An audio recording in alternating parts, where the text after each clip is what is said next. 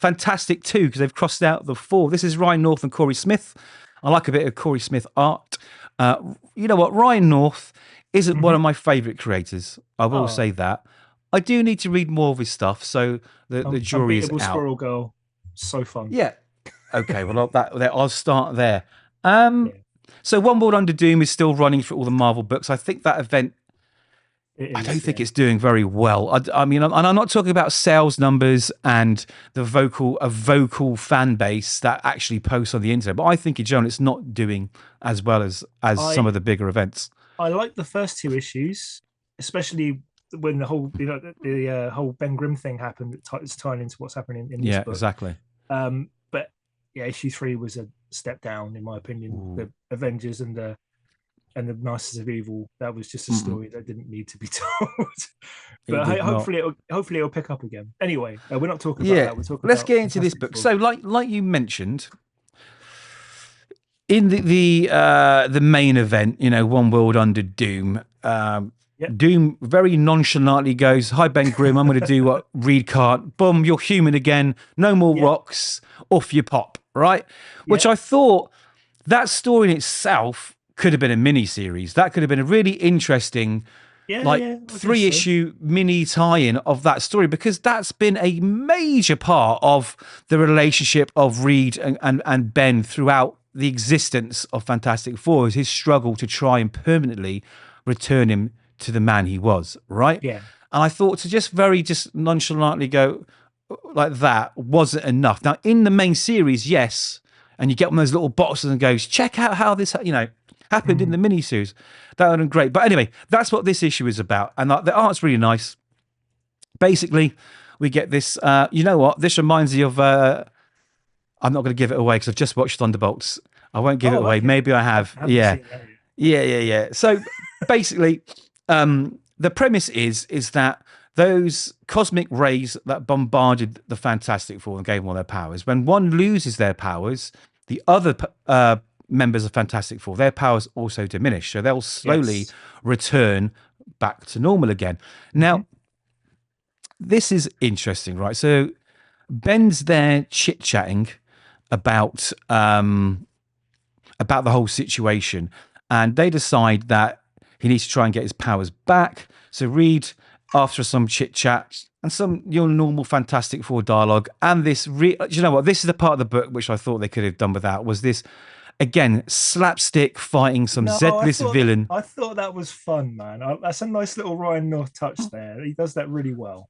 I can't get Honestly, behind that. I'm sorry. I oh enjoyed that. man, for me, Especially look, when it's like, look. oh man, you fell for my trick. Oh, it It's just was again. It's so 1960s. You know, everyone's talking about bringing comics in and diversity and storylines and all this other stuff yeah, but into the the 2025, and then 1960s we version of the revert back. Fantastic Four is arguably the best. So why not evoke that? You know, it's I don't know. I know it's on brand for the Fantastic Four and it has those moments, but for me, I was like, okay, let's just get to it. Anyway, what this little interlude did was facilitate the need to show that Johnny's powers are failing and Sue's powers yeah, are failing, and it did do that, right? So they go back and they have a chat about what they're going to do, what they're going to do about it, what they're going to do about it. Oh my god, I think I've got an idea, and they eventually realize that they can travel to different alternate universes. Now, I have a bit of a problem with that, and I'm going to get to it in a minute. So they'll travel sure you to will. these. Yes. I mean, again, the book wasn't bad. It's actually a really great concept. I really like the idea. I really, really like the idea. I thought, wow, what a great idea. Say it 3 times. Let you say. Anyway, say it 3 times That's how means you I mean like it. it. Yeah. So what they travel to these alternate universes to intercept the moment where their original ship was bombarded with the waves, right? Because they believe that if he gets hit with these waves again, it will return his powers, and then they can all return back to 616 universe with their powers intact. But it doesn't work, and they keep doing it and keep doing it and keep failing, right? And you show what happens to these other universes, right?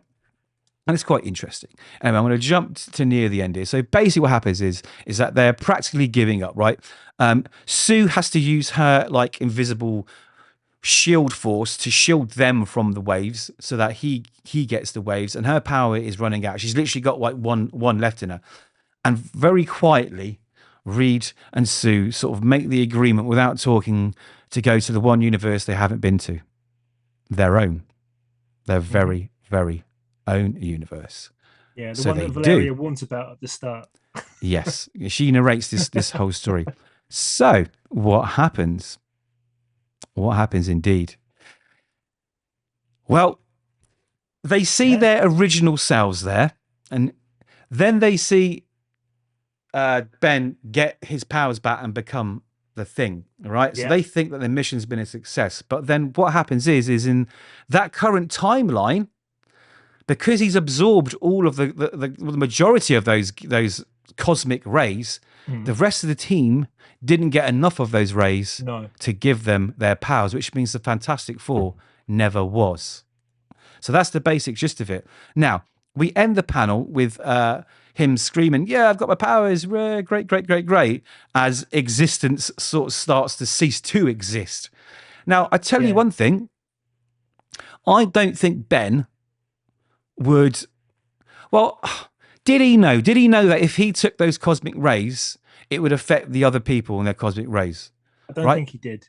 Right, because I can't imagine that he did. right, because I thought if he knew that, I don't think that Ben would do that. He wouldn't be No, that selfish. So that's I'm going not to in his assume that, character, is it? yeah, I'm assuming that he didn't know. No. Um, I mean, he looks shocked, so it's like, he does look shocked. He does look shocked. So basically, what's happened, if I've got this right, because these last four panels basically show the current timeline with them fading out of existence. Because if it didn't happen, they would not be here all these years later, right? Much like this TV show which I watched. What was it? Where they keep there's a Star Trek cartoon. I think it's called. Oh, what's Lower it called? I Decks. can't remember. What's it? Lower Decks. Not Lower Decks. I love that. It's the other one. Is it Prodigy? I haven't seen Prodigy. Is it Yeah, it's worth pretty checking cool. And they out? talk about quantum mechanics and how it won't affect the timelines and everything like this. So it's like this definitely does affect all the timelines. So it's had that knock-on effect. But why wasn't this a variable that Reed Richards would have thought about? You know, he's like the brainy brainiac. I mean, I think he's distracted by Doom at the moment. So You think? yeah, You think? I don't know, mate. I don't know. I just Okay. I liked it, but I didn't love it. I wanted to like it more. I love the idea. I really do love the idea. I just I think don't for know me, whether you sorry, I don't no, know go whether you for it. read the previous issue or not, where Ben's dealing with losing his powers. I did. Oh, you did, yeah, and he gets mugged and he feels helpless, and he gets offered by Alicia Master's father, the puppet master, to get his powers back, and he in the end he turns him down. That was a really cool.